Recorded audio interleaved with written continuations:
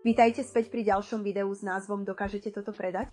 Dnes sa pozrieme na jednoduchý produkt, ktorý je však absolútne nevyhnutný pre každý obchod so suvenírmi alebo firmu. Vonné oleje. Ale tu je tá vec. Môžete predávať lacné, nie až tak skvelé oleje z Indie alebo Číny.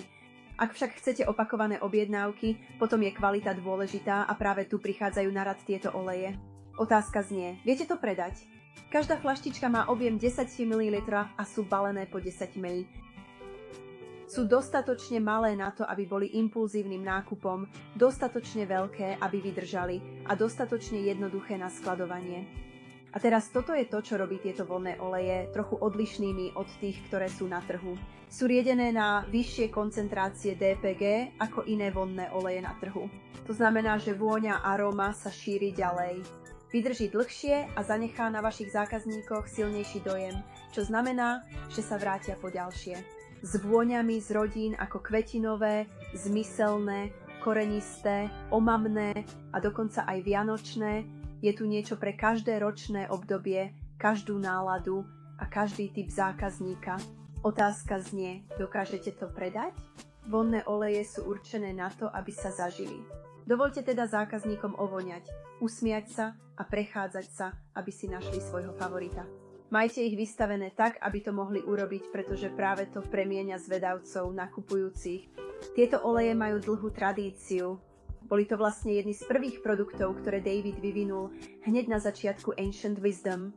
David si vône osobne vyberal, vytváral ich, plnil do fliaš vo svojej garáži a potom ich predával na trhovom stánku. Práve skorá spätná väzba od zákazníkov potom formovala tento sortiment. Niektoré z pôvodných vôní, ako levandula, jazmín a japonská magnólia, patria medzi najpredávanejšie dodnes. Toto je sortiment, ktorý naozaj obstál v skúške času. Predávame tu aj tieto stojany. Môžete ich namontovať na stenu, čo umožňuje, aby boli vo výške očí a zároveň šetríte miesto na pulte. Alebo ich môžete položiť, aby si ich zákazníci mohli ľahko prezerať pri pokladni alebo na darčekovom stole. Čistý a usporiadaný stojan povzbudzuje zákazníkov, aby si vybrali viac ako jeden produkt, čím zvýšite svoj predaj. Viete toto predať? Ako sa používajú vonné oleje? Stačí len pár kvapiek do aromalampy a prevonia celý priestor. Sú tiež ideálne do podpory na prevoňanie dekoračných kameňov alebo na osvieženie výstaviek. Nekonečné možnosti využitia vonných olejov znamenajú nekonečné dôvody, prečo by si ich zákazníci mali doplniť zásoby. Otázka znie, viete toto predať? A tu je, ako ich predávať.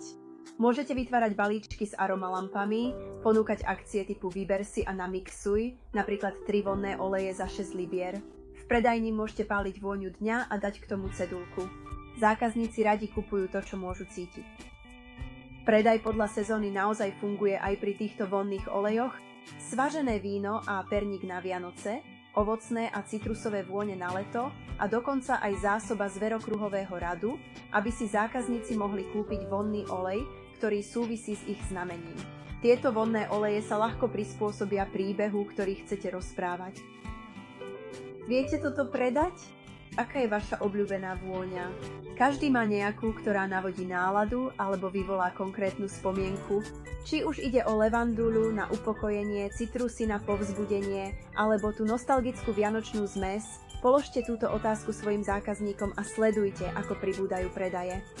Tak čo si o tom myslíš? Vieš toto predať? Čoskoro vám plánujeme ponúknuť štartovací balíček týchto vonných olejov, aby ste mali malý náskok a mohli si vyskúšať všetky tieto rôzne vonné oleje, ak ich ešte nepredávate. Ak ich už predávate a máte nejaké otázky o produktoch, ktoré som nespomenul, napíšte ich prosím do komentárov a určite vám pomôžem. Tiež pridám odkazy na produkty, aby ste sa k nim na stránke ľahko dostali. Ak sa vám toto video páčilo, dajte like, komentujte a prihláste sa na odber pre ďalší obsah. Čoskoro vydáme ďalšie video. Vieš toto predať? Určite áno. Ďakujem za sledovanie.